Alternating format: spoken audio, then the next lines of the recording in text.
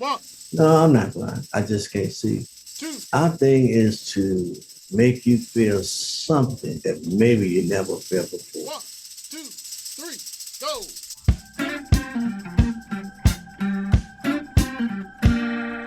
Meet Ricky McKinnie, member of the gospel singing group, the Blind Boys of Alabama. The goal of the Blind Boys is if you're feeling bad, we're going to make you feel glad. 5-time Grammy Award winners. We're going to sing some music that touches your heart. Talented entertainer in his own right. I had my own band of Ricky McKinnie singers. If you can dream the dream, do the work, and keep the faith, everything's going to be okay. And now please welcome our guest from the iconic gospel singing group, the Blind Boys of Alabama, Ricky McKinnie. Don't miss it when the boys are back in town.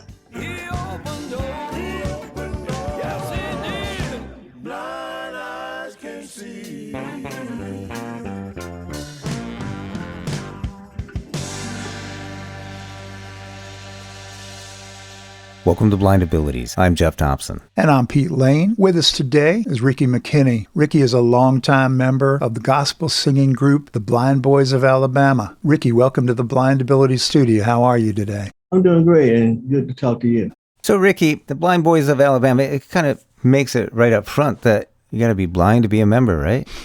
Well, no, you don't have to be blind to be a member. I mean, because, you always need people with sight to get you around, drive a car, or do other things, and then even play guitar and sing. But the Blind Boys were built up on 5 blind singers from the Institute for the Blind in Talladega, Alabama in 1939.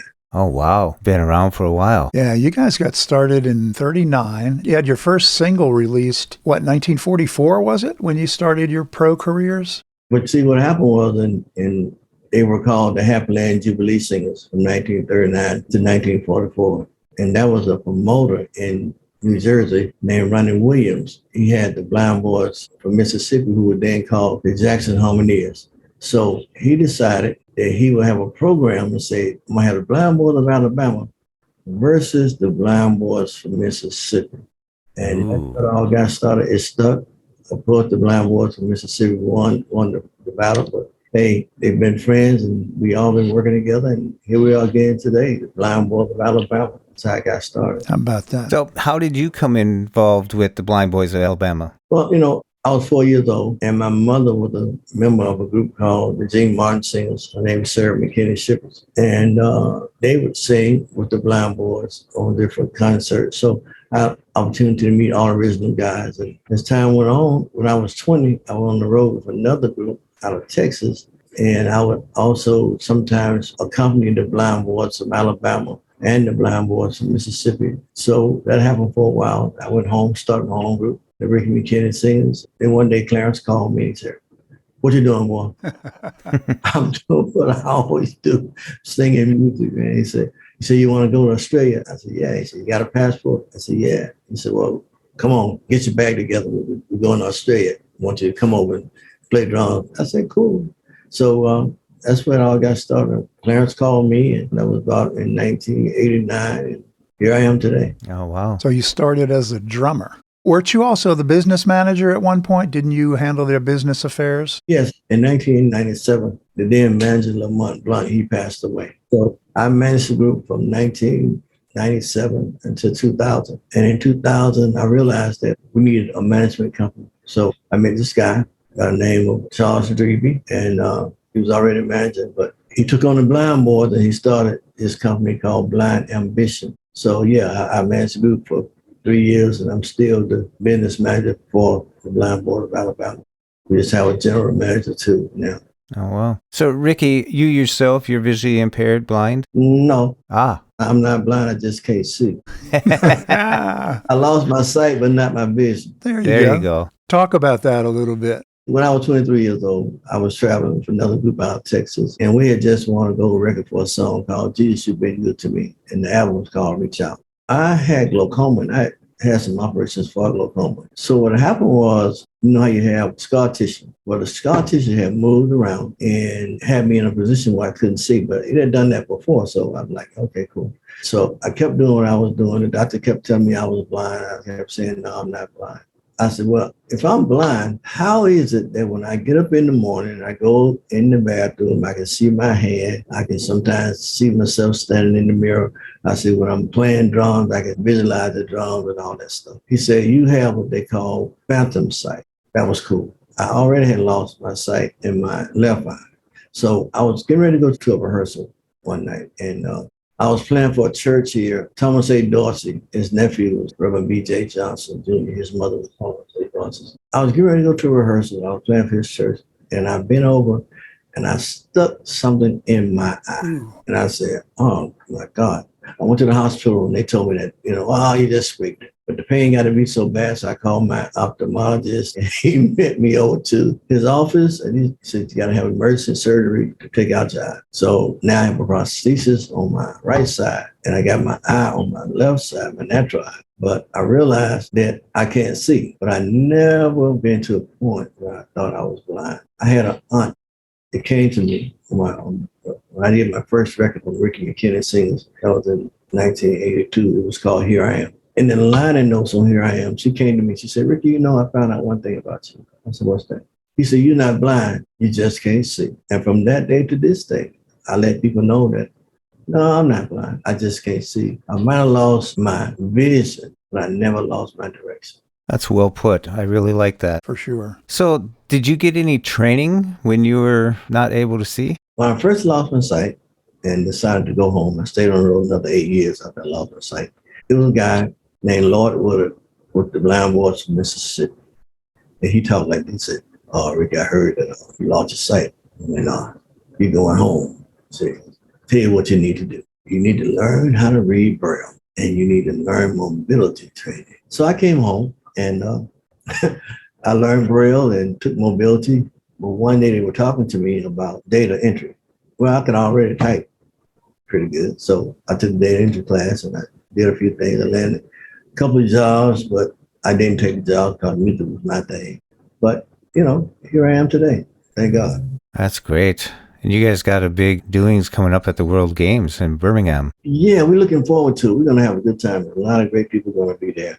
Blind Boys will be performing at the World Games closing ceremony, which also features Lionel Richie, Alabama, Jamie Johnson, Martha Reeves, and more. The event is at the stadium in Birmingham, Alabama on Sunday, July 17th, and caps 10 days of competition with over 3,000 athletes from around the world. But I tell you what, the thing is that the Blind Boys are going to do their thing. We're going to do what we do, and that's sing some good traditional gospel music. Traditional gospel. Let me talk a little bit about that, if you don't mind, Ricky. Over the years, and again, for folks who are not familiar with the Blind Boys of Alabama, think about the range of time that you have spanned from late 1930s when the original members met at the Alabama School for the Blind. Now, you did not attend the Alabama School for the Blind to get your Braille training and navigation training. Did you go to a school in Atlanta, by the way? Yes, I went to a school here. It was called the Atlanta Center for the Visually Impaired. But over the decades, you guys have lasted where other gospel groups have fallen by the wayside. You and the Blind Boys are performing at the World Games in the not too distant future. It's coming up in the next couple of weeks over in Birmingham. And there is a huge lineup of stars and other artists who will be playing alongside you. But as you stated, you're not going to be low man on the totem pole in terms of entertainers on that slate. You're going to be standing out, and that crowd's going to be absolutely crazy when you guys start cooking on stage. I have heard you, but talk about what you do with a crowd when you're performing live, because you have a very special connection with those folks. Well, I hold the goal of the Blind Boys is if you're feeling bad, we're going to make you feel glad. If you feel like you don't know which way to turn, we're going to try to put something in your heart. We're going to sing some music that touches your heart. Like, look where you brought me from. We'd like to tell you tonight that we know that he's a heart fixer and he is a mind. Jimmy, he goes out into the audience and sometimes he sits here with the people. And I'm glad. Had not been for him,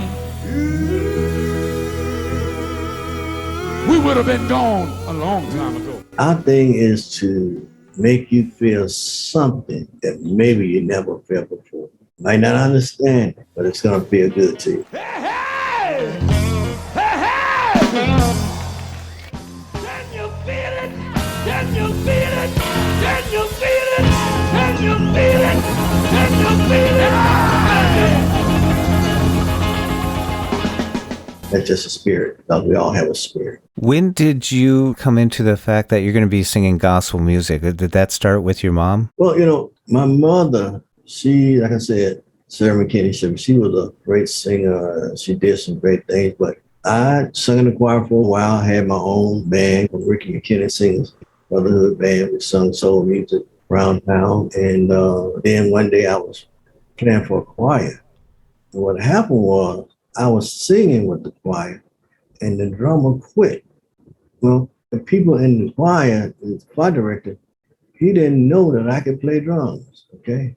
So the drummer quit right before a big show. We had a big show in the park that next couple of days. So I said, look, man, he ain't doing nothing that nobody else can do. He said, what you mean? I said, I can play drums. So I went to the show and I played drums. That's where it all started. I went there with a choir and I left there playing for a quartet. There was a quartet here. All the members had passed away except for me. The manager of the group came over to me and he said, who are you? I said, I'm Ricky McKinnie. He said, I know your mama. Ha. Is your mama Sarah McKinnie? I said, that's my mother. He said, man, you need to be with us. His name was John Carter. I joined the band, and that's where my career started, with the Soul Sisters of Atlanta, right here out of Atlanta. Small world. Yeah. Wow. So as you go through your days today in the band and playing around the world, basically, I mean, your first gig was in Australia. You can't get further away than that. We make these podcasts for a lot of transition age students. So they're like 14 to 21, transitioning from high school to college, and they're always looking for words of wisdom. So what kind of advice would you give to a youth who is challenged with losing their sight today? I will tell you about this. This is what I believe, okay? I believe that I've always been a dreamer. If you can dream the dream, do the work, and keep the faith, everything's going to be okay. But you got to remember, this is one thing that sometimes I have to remember myself. Just because you're not the choice doesn't mean you don't have the ability. Yeah, that's it. Wow, that's good stuff. Put in the work is a big piece of that. Yeah, you can dream the dream, but you got to do the work. I mean, if you want to be a mechanic, you got to go to school and learn as much as you know about that. You want to be a musician, you got to hang out with musicians. Whatever it is you want to do, you got to do the work. And after you've done the work, you got to keep the faith, but you got to realize that sometimes you might be the one for the job. I mean, you might have the ability, but you might not be the choice for whatever reason. It has nothing to do with you. People are people, and they make choices. It doesn't have anything to do with you sometimes. You just do the best that you can do. And when you know you've done your best, if your best is all you can do, it's up to the other person. My mama told me something before she passed away. She passed away about 2 years ago in 2019. She told me this: people need people. And I found that to be true in every situation. Mm-hmm. I got a question about the music again, if you don't mind, Ricky. And it kind of feeds into working with people. You have collaborated, the Blind Boys have collaborated a whole lot during your career, but a couple of 3 things that I'm remembering are that you collaborated with a dude named Bella Fleck, who's a banjo player. Now, he's a bluegrass banjo player, but he's a lot more than that. He also plays other genres. I think he's classically trained. And you collaborated on a tune I really enjoyed.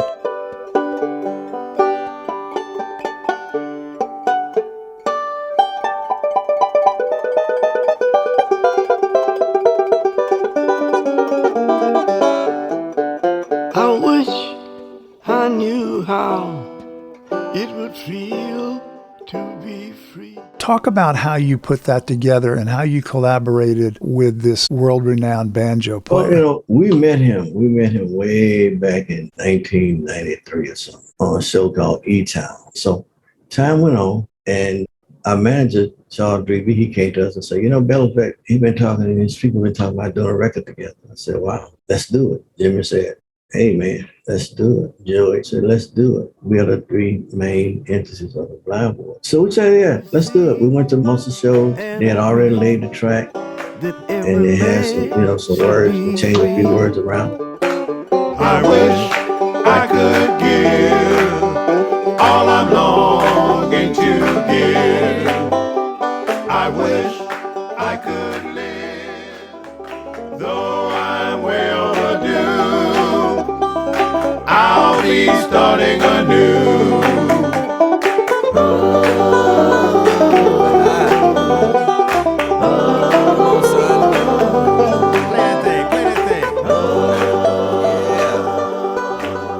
We sang the song and it worked out. I mean, he had his field going. We put our field with it, and it came up with a Grammy nominee. So, Yep. I gotta ask you a question. What was it like knowing you're going into Muscle Shoals Studio? well, when we first went there a long time ago, sometimes I just sit back and think about all the people. Clarence Carter, Aretha Franklin, Oh, yeah. Clarence Carter. Wow. the Allman Brothers. And there's Yeah. so many people who have been in there, so many people we had an opportunity to know in our lifetime. Sometimes I just sit back and just think about people come to me and they talk about what they heard, but I live what they're talking about. And you just don't get it. You just don't get it. You just don't get it. I tell people a lot of times it's a difference between an organization and a group. An organization goes a little bit deeper than a group. You put together a group, but an organization, when you grow up together, whatever the case may be, or when you just love what you're doing. A lot of people come into the music because they want to get paid. They don't love the music. As long as I'm with the Blind Boys of Alabama, they will always, when they hit the stage, be dressed appropriately. They are a legendary group. They need to be dressed like a legendary group, not like a hip hop group, not like anything else, but the Blind Boys of Alabama. And that's what we try to do. We try to visually keep what's going on happening. And then we try to sing some songs. After we get through singing what you want to hear, we're going to sing some songs we want to sing, like Amazing Grace and Look Where You Brought Me From. And here's a song that I'm crazy about. It's on the CD. Yes, on the Grammy-winning CD.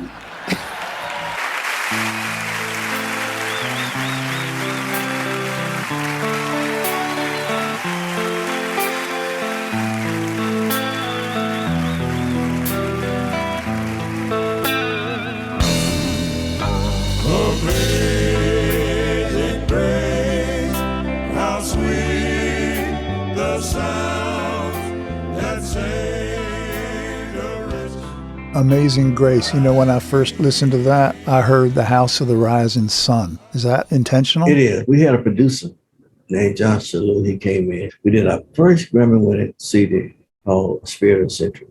John Shalou, he produced that record. And he said, man, I got a song for you guys. He said, but the theme is The House of the Rising Sun. Is all. we can't do that, man. Yeah, that doesn't fit. No, come on, man. And then he said, man, just try it. Clarence, I knew Clarence a long time, so we had a special feeling for one another. He didn't want nobody to know it. And he didn't want me to know it, but I knew it. I could feel it. Because he put up with me when nobody else would. But anyway, so I told Clarence, I said, Clarence, let's do it, man. So he talked to Jimmy, and he talked to George, and we did it. And that song has been a song that people wait to hear. Yeah. Yeah, it's all about the words too, because God's grace is amazing. When I feel some kind of way, it makes me feel better. It brings me. Yeah. I really like what you said early on. You make the listeners feel good. If you want to feel good, just listen up, I really like that because that's what I do with music. I want to feel, I do like the blues music, but I like the stuff that makes you feel good. So I'm going to inject the Blind Boys of Alabama into my playlist and get a dose. Yeah, I was thinking when we were talking about going into Muscle Shoals and you were thinking of the people who recorded there before you, Aretha and the Allman Brothers. And, there are bands going in there now and artists going in there now recording and they're thinking, Aretha and the Blind Boys of Alabama have been here. So they're reverent also. You're as high on their list of classic performance as those other folks are. So you guys should be very proud of yourselves. All I can say is that the Blind Boys are gospel group. We don't come to preach to people, but we realize that we are a gospel group. That don't make us perfect, but we are a gospel group. And my whole thing is to God has favored the blind boys to do a lot of great things. So I believe that anytime you see the blind boys, we're going to give you all we have to give. We've been all over the world. And we sung a song that Phil Cook wrote. Maybe you want to check this out. Being Moore was one of our members. He passed away not too long ago on May the 12th of this year. He passed away. But he sung a song that said, music brings us closer.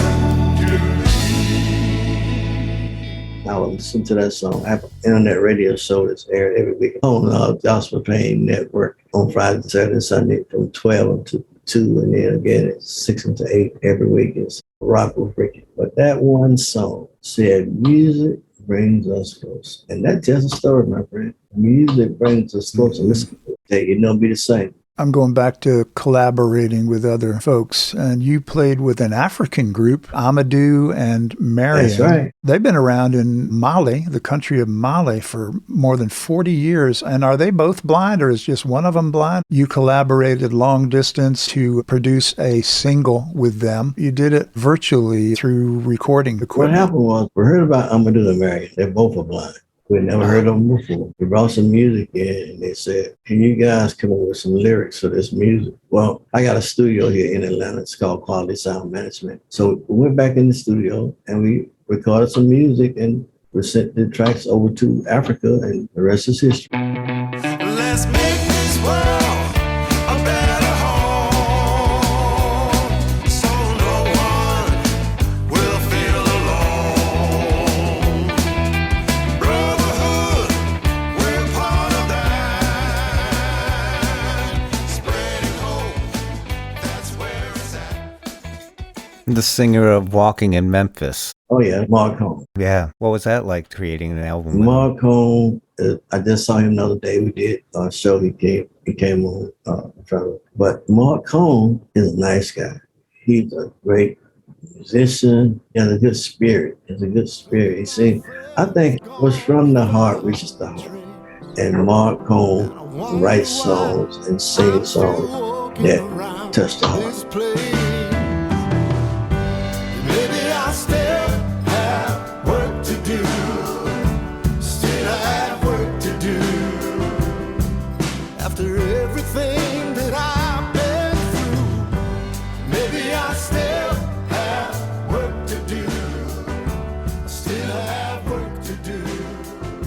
You know, I read a little piece about that you guys originally got together to do 2 or maybe 3 songs, and it ended up that you guys were connecting, music bringing you all together so good that you ended up doing a full album, a full record. Right, we did that. Also, we did that with Ben Harper. Right. Together with Ben Harper, a couple of Wow. and ended up doing a whole CD. We thank Ben Harper, great musician, great guy. We thank him very much for working with the blind boy. So what's it like, Ricky, to live out your dream of doing music? Well, you know, my career has been a long career. God has really showed favor on Ricky McKinnie from the beginning until now. I pray that we continue to show favor, but it's been a long time, but it's been a good time. I've met some people that touched me in different ways. I've had an opportunity to play by most of the people that you read about in Black gospel. And then I played on a lot of different stages and went to the White House 3 times, President Clinton, President Bush, and President Obama. I didn't go to the White House playing drums, but I went to the White House singing with the blind boys about it. I was there for all the Grammy. But the main thing, we get a lot of awards. A lot of people think a lot about blind boys, and we're so grateful that people think enough to just even any kind of recognition. But the main thing that sticks out in my mind is I was there and I was a part when the blind boys received a Lifetime Achievement Award from the National Academy of Science and Arts. A lot of people get Grammys, my friend, but not a whole lot of people get a Lifetime Achievement Award. No. And to be a black, blind, let me back up, to be black, and then to be blind too, I tell you a whole lot. So I'm grateful. I'm thankful. You should be proud as well. That's excellent. And you've been inducted into the National Gospel Music Hall of Fame and the Alabama Gospel Music Hall of Fame. The band has. Oh, That's yeah. great. I just thank people for thinking of us. We do what we do. We try to sing good music, try to make people feel good, but it's good to know that somebody appreciates what you're doing. Well, thank you so much for coming on here and talking about your journey, your life yourself, and the mission of the Blind Boys of Alabama. Really appreciate you taking the time and making this happen. So, Ricky, if our listeners want to read more, you're currently on tour. Where would they find out about your tour dates and locations and read up on the Blind Boys of Alabama? Our website is easy. It's blindboys.com. You can go to blindboys.com and find out tour dates and learn more about the Blind Boys and where they come from. If you want to know a little bit more about me, I've been blessed to be in Wikipedia. Go to Wikipedia and pull up Ricky McKinnie and learn a little bit about me. And also History Makers. They did an article on me. It's in the Library of Congress. Wow. Oh, wow. Don't you have your own website also, the Ricky McKinnie Experience.com? That's it, the Ricky McKinnie Experience.com. And also, like I said, you can hear me weekly on Gospel Train Network. That's from 12 noon until 2 p.m. And the show repeats from 6 until 8. It's called Rock with Ricky. I had a TV show back in the day called Rock with Ricky. So there it is. I'm going to tune in. Definitely. Please. Well, Ricky McKinnie, once again, from Jeff and me and all of our listeners, thank you so much for joining us on the Blind Abilities podcast. We really appreciate it. Thanks a million, Well, man. let me just say this. Peter and Jeff, the honor is all mine to be here because blind ability. Don't forget that you can have the ability, but sometimes you're not the choice. But don't let that stop you from being who you want to be. If you can dream the dream, do the work, and keep the faith, everything's going to be all right. But I'm going to leave you guys saying one thing. Don't miss it when the boys are back in town. When the boys are back in town. I love it. Good words, Ricky McKinnie. Once again, my friend, thanks very much. Thank you, Ricky. Thanks for having me. I enjoyed it too. I think we had a good time. I enjoyed talking to both of you. Likewise. Thanks, Ricky. We'd like to thank Ricky McKinnie for joining us in the Blind Abilities studio today and for representing the Blind Boys of Alabama. Be sure to check out their website at www.blindboys.com and check out Ricky's website, www.therickymckinneyexperience.com. And for more podcasts from a blindness perspective, check out our website at www.blindabilities.com. Thank you so much for listening, and have a great day.